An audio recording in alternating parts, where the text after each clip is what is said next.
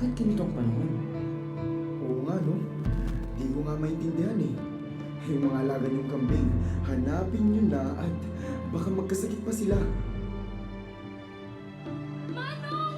Manong! Tumataas ng tubig sa bansan! Naiwan si Kusi sa kabila! Ano? Sino si Kusi? Yung pamangkin ko na apo ni Nana Binang. Manong, sa lakas ng ragasa ng tubig, parang di natin muna siya masasagip. Dahil dyan, kailangan na muna natin gawin yung nakaugalian ng mga matatanda dito sa atin. Paano yun?